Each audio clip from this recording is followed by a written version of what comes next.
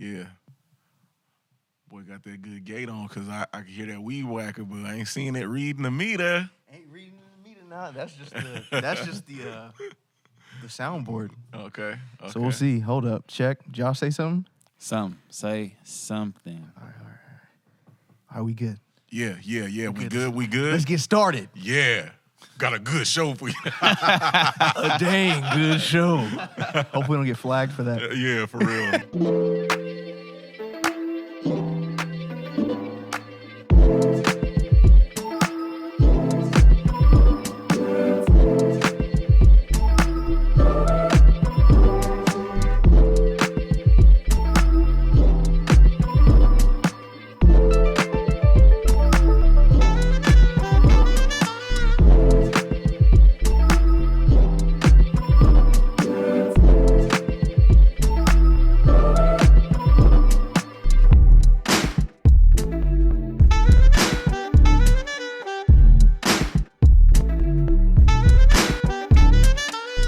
I want to say what's up to the world. Here with my bros, JR, the media mogul over here, and then my bro to the left of me, Josh Bonds, the entrepreneur, what's up? inventor, and I myself am Donald Ray from the Bay, aka the Don Johnson, aka Don the Baptist, The man of many names. The man of many names. I don't know if you've seen Game of Thrones of the people with the many faces. Right. I'm the man with the many names. And man, we just want to welcome you to our podcast, WMD, Watch Me Develop. Basically, man, we just decided that we needed to get together. We have some things in common as far as being aspiring entrepreneurs, aspiring creatives, content creators. And so we just want to invite you guys in here on our journey. Those of you guys that may be out there and you guys feel the same way, we want you to know that this is a space that we created. We felt on our heart that we should create this space, a space of grace, a space of being able to share our mistakes, share our successes, and basically, man, like overall, like we said, watch me develop. That's all it is. If you ain't growing, you're dying. And so we always are seeking to better ourselves and be iron that sharpens iron and be here. So just real quick, I just want to give each of us a chance to kind of share our background, where we're coming from, what's brought us here, and we just share that with our audience, and hopefully it encourages somebody to be encouraged and discourages somebody to be discouraged. So let's do this. So we're going to start with Josh. Josh, tell the people a little bit about yourself, man. Yep. So my name is Josh, or Stephen Joshua. I'm a barber, entrepreneur, product developer. I was, I guess you could say, like, one of the things that helps me, or that's caused me to be a barber, really, I used to get my hair cut by my mom growing up as a kid. She cut me and my brothers. And but was it the bowl cut, or was it? Jesus. What did she do, bro? Like, you had the Flowbee. What was going on? It wasn't ball fade. It wasn't Caleb was always getting the ball fade. He kept it low. But the one thing that she didn't have was liners. She just would cut our hair all even, and then she would take the clippers and she would turn them around and she would line us with the clippers. But then when I hit 7th grade, I wanted that sharp edge. I wanted those sideburns. So I asked her to take me to the barbershop, and the barber pulled out some liners, and I knew that was the missing key. I asked her to buy me a pair of Andis T-Own liners. She bought me some, and then I would ask my brothers, hey, can I line you up? Or, Mom, cut my hair, but don't line me up. And that's really how it started for me. And from then on, I started to cut people on the basketball team, and then I started to cut my own hair once I got to college because I wasn't able to afford going to the barbershop.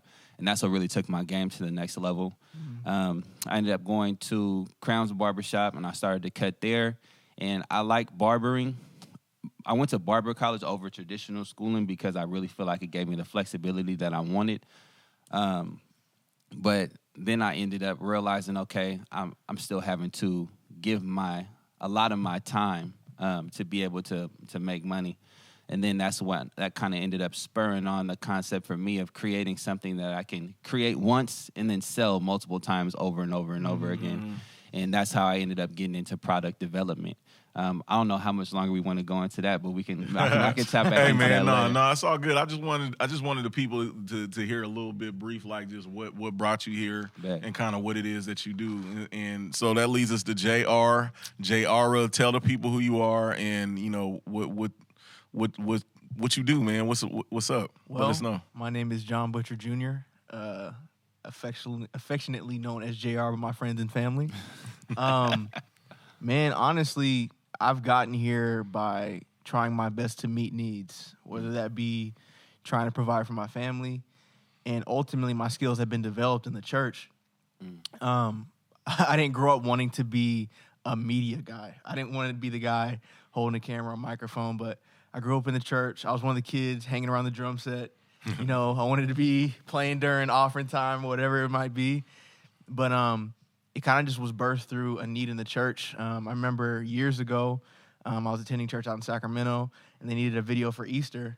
And just because I'm the type of person to be able to pick something up, learn it, and kind of just go with it, that's where it all was kind of birthed. So when I came back home, when I came home from college, man, I came back to church, and they needed help on the sound team, so I started learning that. Kind of backtrack, too. I did go to school a little bit for audio production and everything like that, too, but as needs started to arise, I started to try to meet them. Wow. And then picked up a camera, started getting good with the camera. The next thing you know, all this is birthed, all the different cameras and computers and adapters.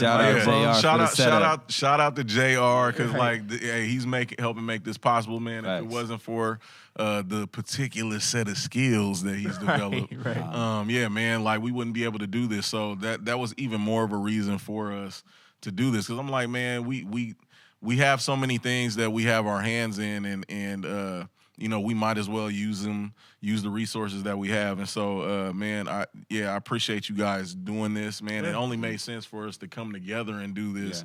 Yeah.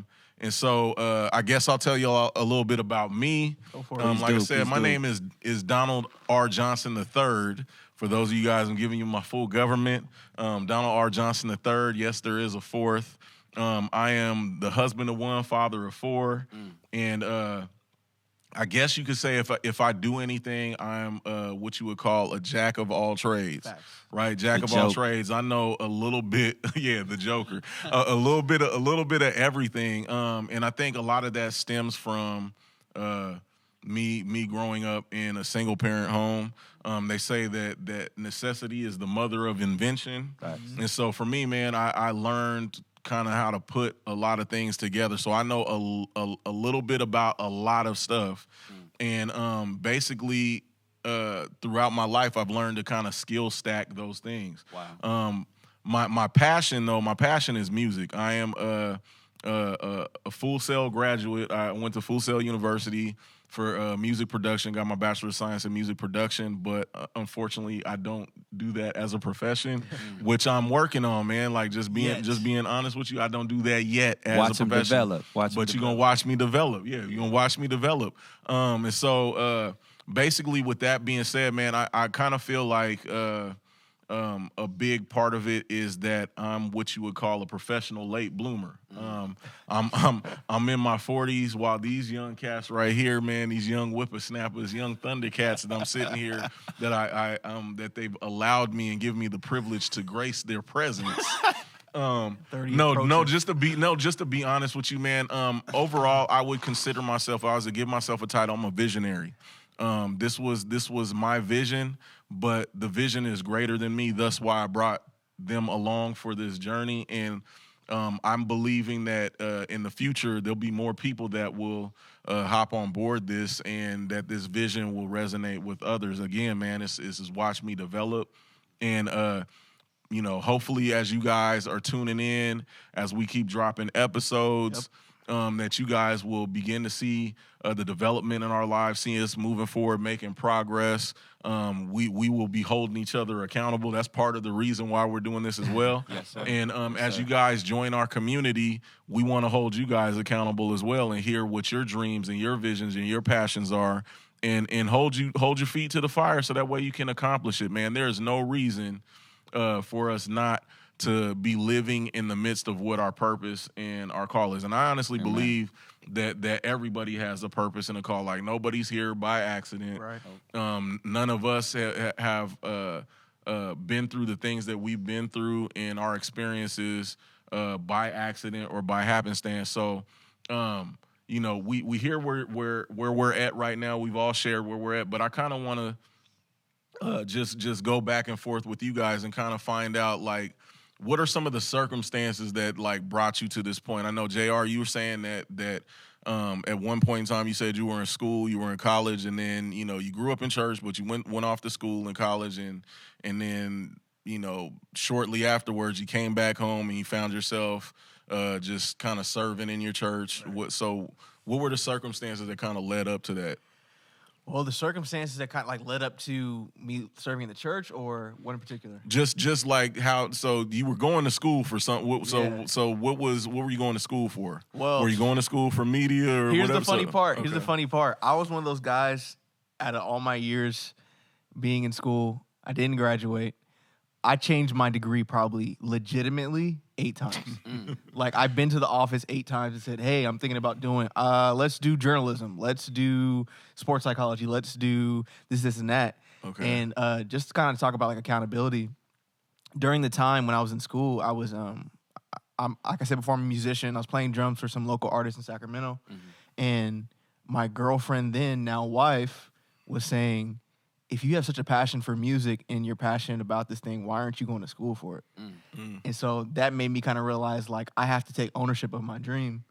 And so I started going to school for music production, learning all those different trades and stuff like that. And that kind of got me into, like, a whole other world. Like, it's one thing to be able to kind of just, the joke is to roll boogers, but, like, to push faders and twist knobs. Right. Okay. Push faders and twist knobs. But, like, when I got into school, it kind of gave me, like, this is what a professional setting looks like.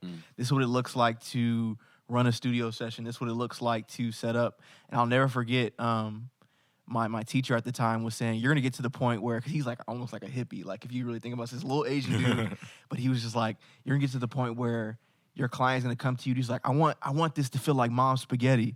And I'm like, bro, what are you talking about? Is it what, 8 Mile quote? Like, something, what is I don't know. Okay. But now being years from that, I get what he's saying. Okay. Because being a business owner, when you provide a service and when you provide service to people and they need a vision executed, you got to understand what they mean when they say mom spaghetti. Like, I want this to feel warm. I want this to feel this. I'm like, okay, got you. Let me take your vision and execute it. So basically, to backtrack to what you're saying, those circumstances of, like, learning how to execute people's vision, learning how to communicate properly, because I don't know how many jobs I've done or times I've served in church where it's like the communication was off, so the vision didn't get executed properly.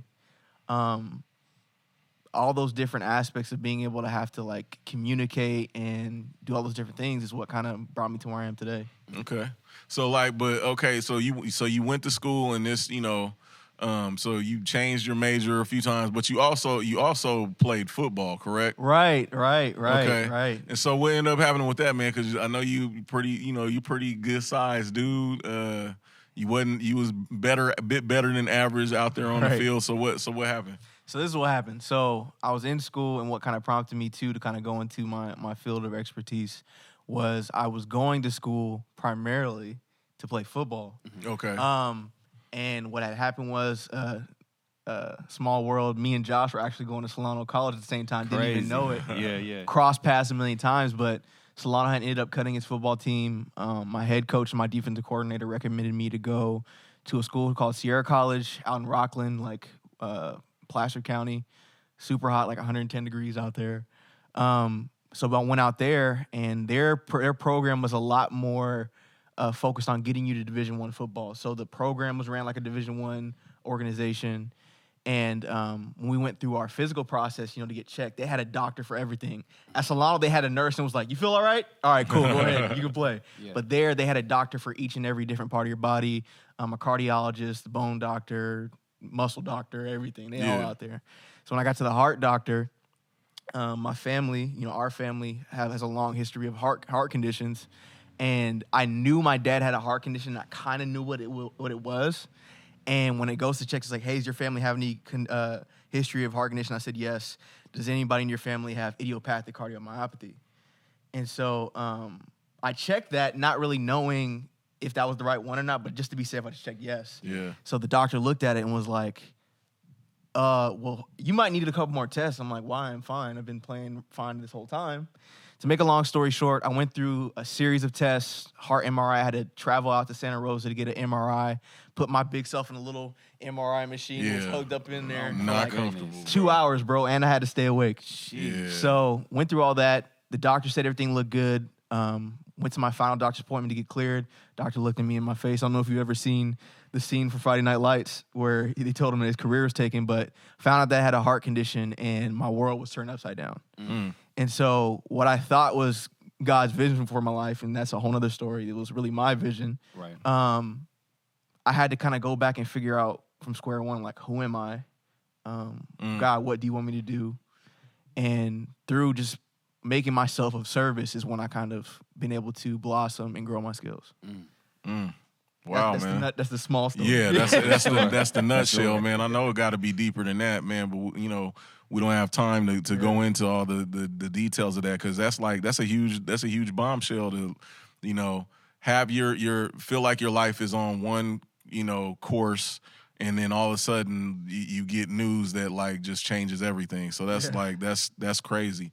So I appreciate you sharing that with us and with our audience. So Josh, tell us a little bit about how the journey that brought you to where you're at.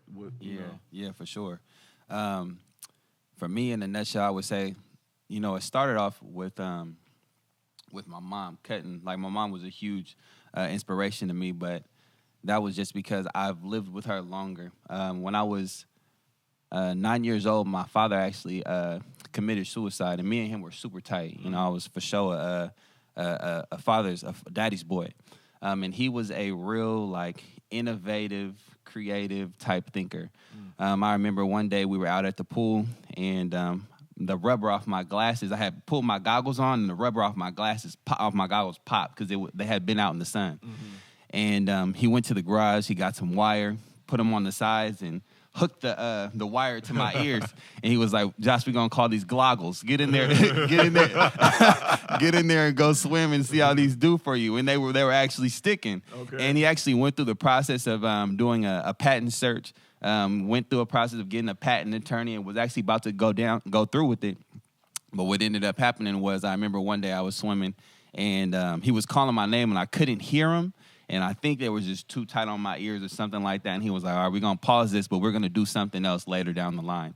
But anyways, watching him do things like that, and that's one of many stories, I think, is what kind of created that innovative spark inside me. Absolutely. But then after that, he was also, the breadwinner. And him and my mom, they both worked. But when he passed away, our standard of living changed substantially. By God's grace, we were able to keep the house, but family trips stopped. Christmases weren't the same. Nothing was really the same around the house. And just like you said, necessity, is like the mother of innovation.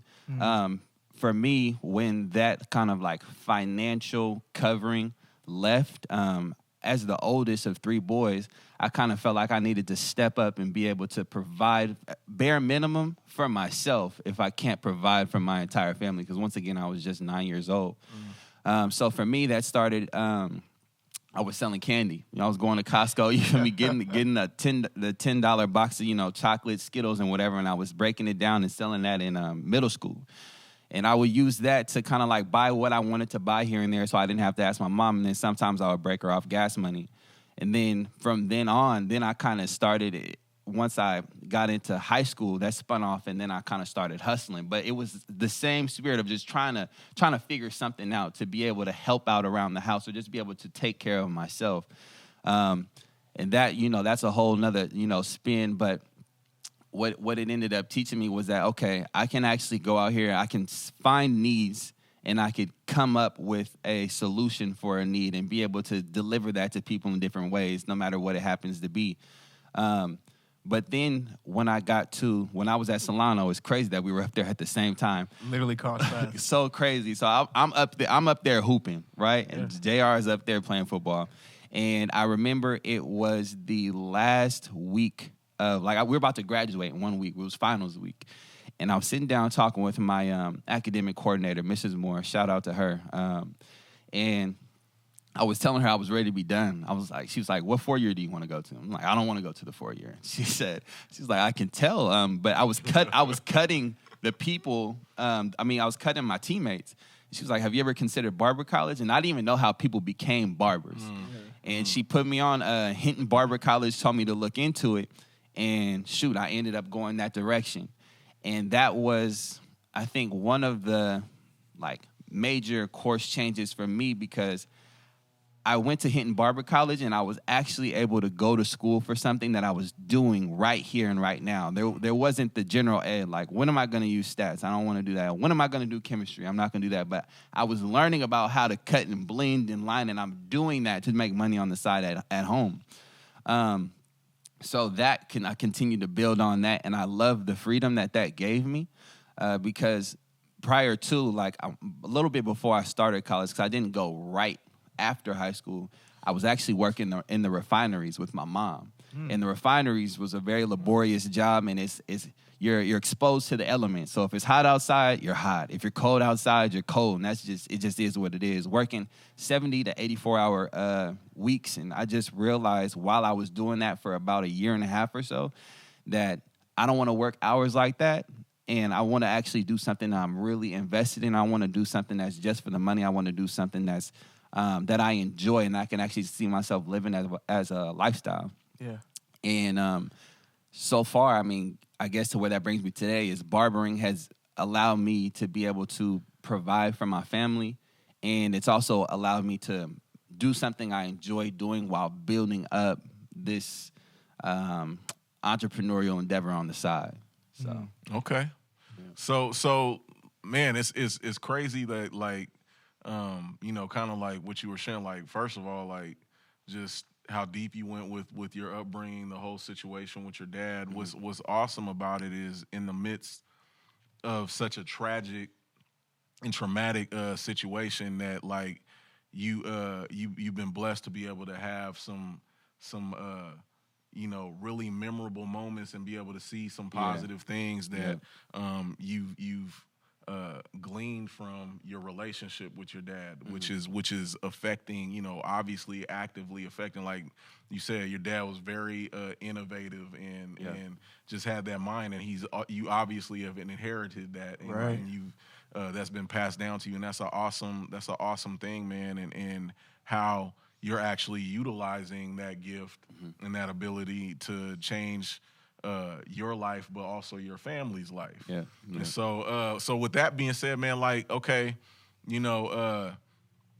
with the the aspirations and everything that you guys have, I just want to throw this out there. Let's just throw this out here. Let's put it out here. Because again, it's about development. You know what I'm saying? Obviously, we've been sharing that we've had some negatives, right? We've had some negatives. I know you guys, being younger than me, you guys don't really know about the development of pictures, so to speak. I'm not sure. You guys are part of the digital age, digital era. For sure. You guys are what they would consider digital natives, so to speak. So technology has pretty much been around since you guys were born. For me, I'm what they would consider kind of a in-betweener. I'm like, from the generation of a lot of my peers and those that are probably a few years my senior were the inventors of the technology that you guys were born into. And so I was there for its inception. I was there before it, and now I'm here after it. And so with that being said, prior to what we have is modern photos and film and stuff like that, there used to be actual film.